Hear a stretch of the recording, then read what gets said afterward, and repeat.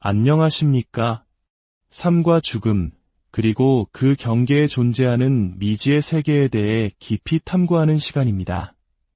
오늘 우리는 한 여성이 겪었던 경이로운 임사체험, 그 생생한 기록을 통해 우리가 발딛고 사는 이 현실 너머의 진실에 대해 함께 사색해보고자 합니다. 본격적인 이야기에 앞서 잠시 시간을 내어주시길 부탁드립니다.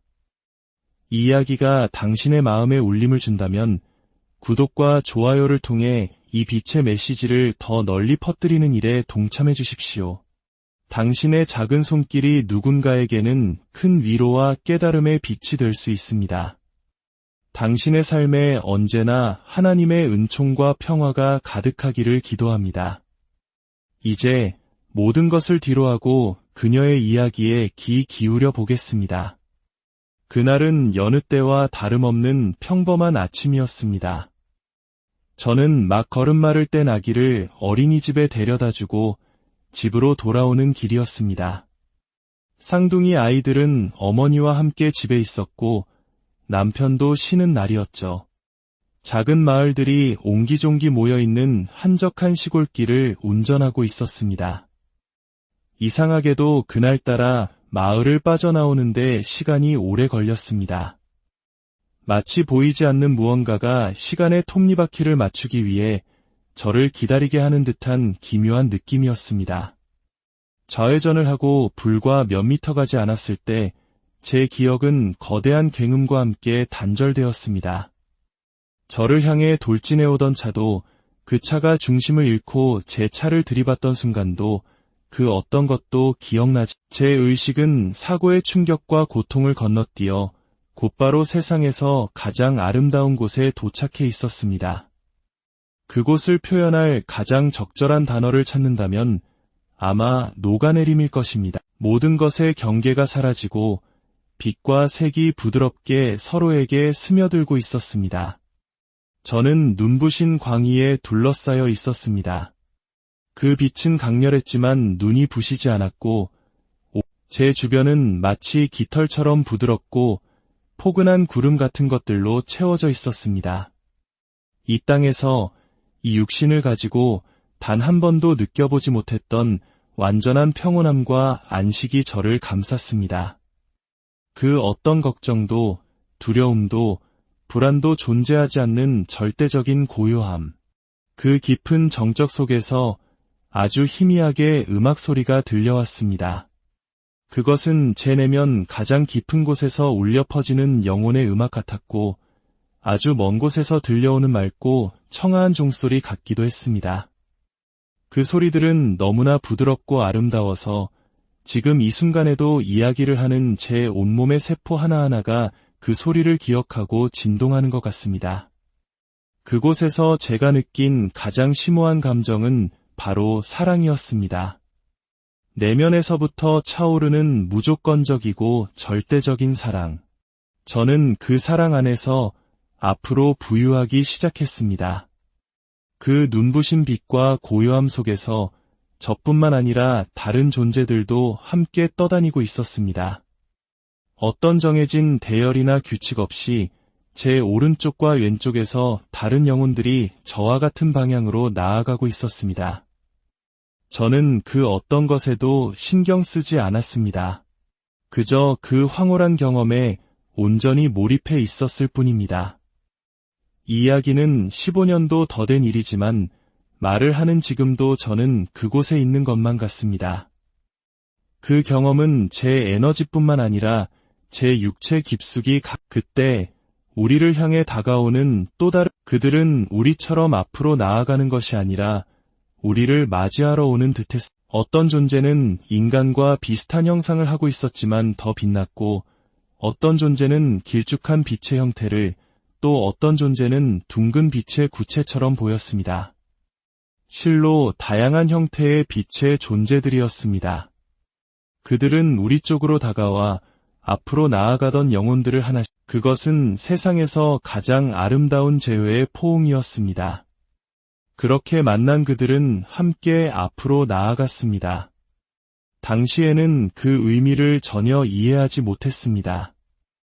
지상에서의 삶을 마치고 본향으로 돌아가는 영혼들을 마중 나온 안내자들이었다는 것은 아주 오랜 시간이 흐른 뒤에야 깨닫게 된 사실입니다. 그저 제 눈앞에 펼쳐진 아름다운 광경에 매료될 뿐이었습니다.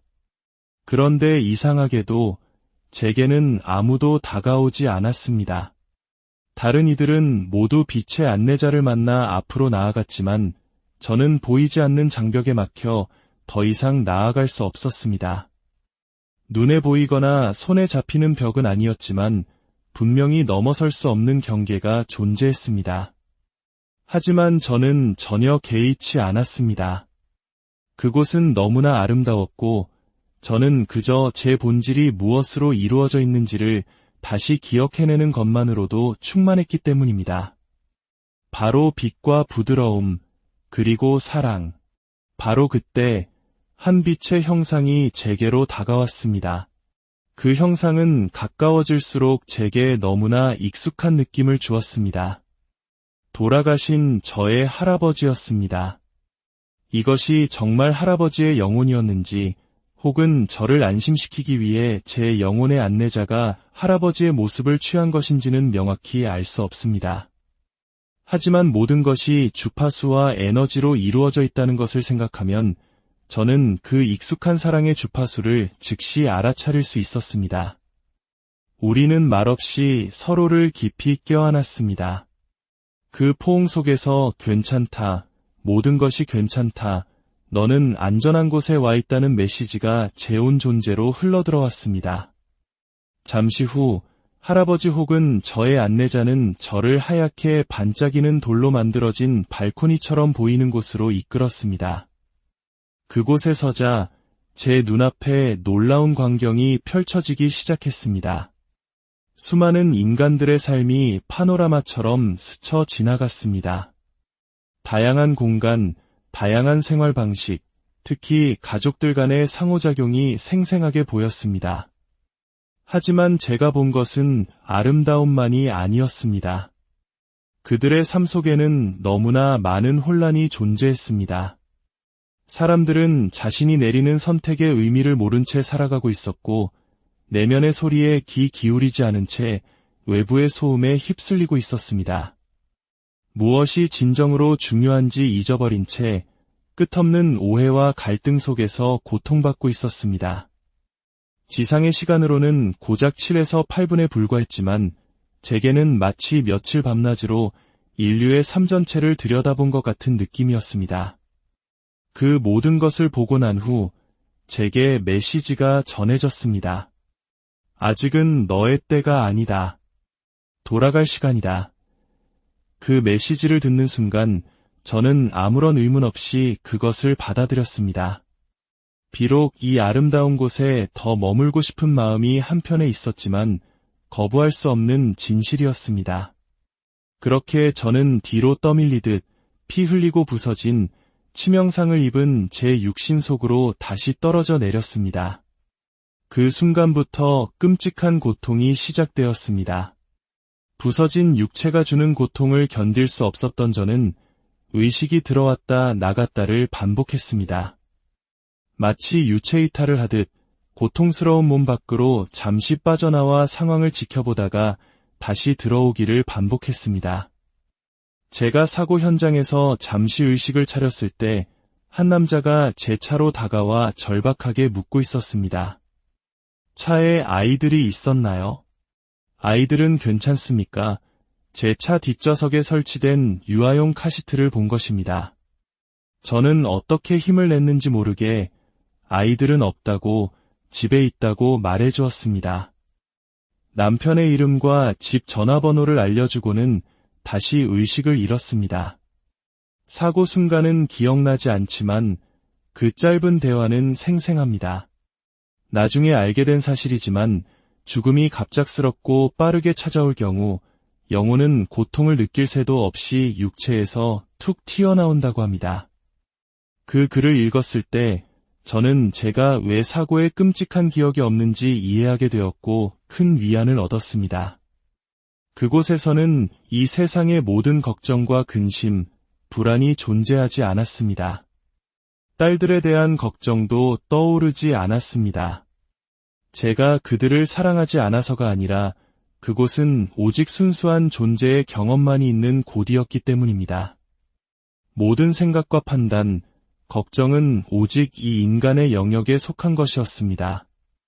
우리는 육체를 벗어나는 순간 그 모든 짐을 내려놓고 본래의 평온한 상태로 돌아가는 것입니다.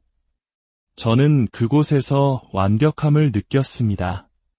인간으로서 가진 불완전함 너머에 있는 온전하고 완벽한 제 자신을 느꼈습니다. 제 몸은 산산조각 났지만 제 영혼은 그 어느 때보다 완전했습니다. 인류의 삶을 지켜볼 때조차 저는 어떤 판단도 하지 않았습니다. 그저 정보를 흡수할 뿐이었습니다. 왜 저렇게 살까 하는 분석도 안타깝다는 연민도 없었습니다. 그저 상황이 저러하구나 하고 있는 그대로 받아들일 뿐이었습니다. 심판 없는 순수한 암만이 존재했습니다. 병원으로 옮겨진 후 저의 기나긴 회복 과정이 시작되었습니다. 2달 가까이 입원했고 퇴원 후에도 1년 넘게 재활치료와 추가 수술을 받아야 했습니다. 사람들은 임사체험을 겪고 나면 마치 마법처럼 즉시 변화할 것이라고 생각하지만 현실은 전혀 그렇지 않습니다. 그것은 고통스러운 통합의 과정의 시작일 뿐입니다. 처음에 제가 겪은 변화를 알아차린 사람들은 병원의 의사와 간호사들이었습니다. 그들은 제가 겪는 끔찍한 고통에 비해 너무나 차분하고 인내심이 강하다며 놀라워했습니다. 하지만 그들 중 누구도 제게 임사체험에 대해 먼저 말을 꺼내지는 않았습니다. 당시 저는 임사체험이라는 용어조차 몰랐습니다.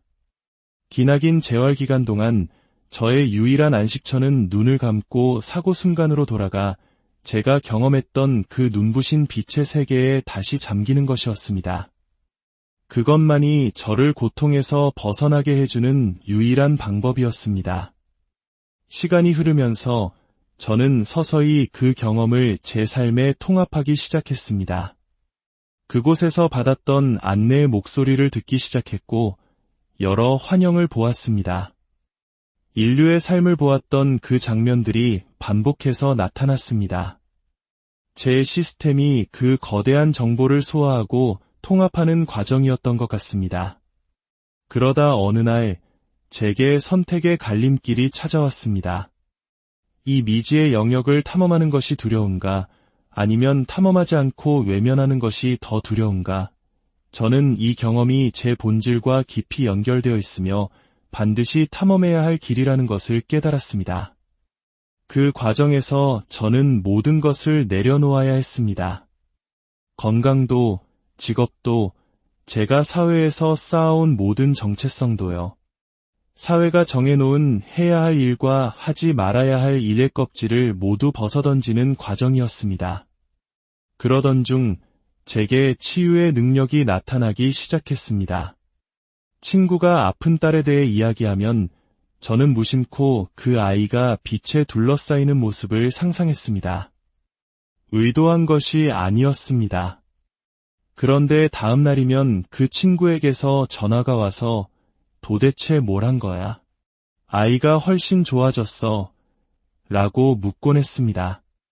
이런 일이 반복되면서 저는 이 능력을 체계적으로 이해하고 윤리적으로 사용해야 할 필요성을 느꼈습니다. 그래서 사머니즘 수행법을 공부하기 시작했습니다. 에너지 영역에서의 윤리, 즉 상대방의 허락을 구하는 것의 중요성을 배우는 것은 제게 매우 중요한 과정이었습니다. 제 경험을 남편과 부모님, 친구들에게 털어놓았지만 대부분은 어떻게 반응해야 할지 몰랐습니다. 어떤 이들은 주제를 바꾸기 바빴고 어떤 이들은 흥미로워하면서도 깊이 파고들지는 못했습니다. 인간의 언어로는 도저히 표현할 수 없는 경험에 대해 이야기할 단어를 찾는 것은 너무나 외로운 과정이었습니다.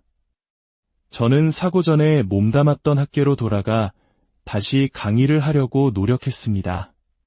하지만 예전처럼 가르칠 수가 없었습니다. 제 안의 모든 것이 변해버렸기 때문입니다. 그 문은 이제 완전히 닫혔다는 것을 깨달아야 했습니다. 많은 동료들은 제가 완전히 제정신을 잃었다고 생각했습니다. 지금도 그렇게 생각하는 사람들이 많습니다. 하지만 괜찮습니다. 그것은 그들의 관점일 뿐이니까요. 제가 이야기를 세상에 꺼내놓는 것은 쉽지 않은 결정이었습니다. 하지만 저는 이 경험이 자녀를 양육하는 방식에 대한 저의 관점을 완전히 바꾸어 놓았다고 믿습니다. 그리고 그것이야말로 제가 세상에 나눌 수 있는 가장 큰 선물이라고 생각합니다. 우리 주변에는 놀라운 영혼을 가진 아이들이 태어나고 있습니다. 우리가 그 아이들을 위해 조금이라도 변할 수 있다면 그것은 엄청난 축복입니다. 부모가 된다는 것은 우리 자신의 영혼의 여정을 시작하는 것과 같습니다. 우리 자신이 누구인지 알아갈 때 우리는 비로소 우리 아이들을 진정으로 양육할 수 있습니다. 아이들이 왜 우리를 부모로 선택했는지, 그들의 영혼의 여정은 무엇인지 우리는 알지 못합니다. 우리가 할 수 있는 최선은 우리 자신의 본질에 충실하게 살아가는 것입니다. 그것이 아이들이 필요로 하는 환경을 만들어주는 가장 확실한 방법입니다. 새롭게 태어나는 아이들은 우리보다 훨씬 높은 진동과 의식을 가지고 옵니다. 그들을 우리의 낡은 틀에 맞추려고 해서는 안 됩니다. 오히려 우리가 그들의 순수함을 배우고 그들의 초대에 응하며 우리 자신의 내면 주파수를 높여야 합니다. 그것이 인류 전체가 나아가야 할 방향입니다. 죽음이 두렵냐고요? 전혀. 죽음은 끝이 아니라 또 다른 탄생입니다. 영혼이 지상에서의 여정을 마치고 마침내 고향으로 돌아가는 축복의 순간입니다. 저는 죽음이 축하받아야 할 일이라고 생각합니다. 죽음에 이르는 과정에서의 고통이 슬플 뿐 육체를 떠나는 그 순간 자체는 지극히 아름다운 것입니다. 얼마 전 아주 가까운 사람을 떠나보냈을 때 저는 슬픔 대신 춤을 추었습니다. 그 영혼이 마침내 육체의 한계에서 벗어나 자유롭게 확장하며 자신의 본질인 순수한 사랑의 빛으로 돌아가는 모습이 너무나 아름다웠기 때문입니다. 만약 제게 아이들이 없었다면 매일이라도 죽음을 경험하고 싶을 정도입니다. 하지만 우리는 굳이 죽음을 통하지 않고도 이 땅에서 그와 비슷한 경험을 할 수 있습니다. 우리 자신의 진실에 맞춰 살아갈 때 우리 영혼의 본질과 삶의 순간이 완벽하게 일치하는 영혼의 순간들을 경험하게 됩니다. 그때 우리는 지상에서 천국을 삽니다. 바로 이 육신을 가지고 이 땅 위에서 말입니다. 제가 임사체험을 통해 얻은 가장 큰 교훈은 나는 사랑 그 자체이며 다른 모든 이들도 그러하다는 것입니다. 그리고 우리의 삶은 판단 없이 다른 이들의 선택을 깊이 연민하며 우리에게 주어진 영적인 초대에 예라고 응답하며 걸어가는 여정이라는 것입니다. 삶의 의미가 무엇이냐고 물으신다면 그것은 바로 우리 각자의 고유한 본질을 표현하고 탐험하는 것이라고 답하겠습니다. 이 아름다운 지구라는 행성에서 육체라는 한계를 가지고 그 무한한 영혼의 빛을 어떻게 표현해낼 것인가를 배우는 놀라운 체험입니다. 우리는 이 멋진 행성을 즐기고 경험하고 배우고 사랑하기 위해 이곳에 왔습니다.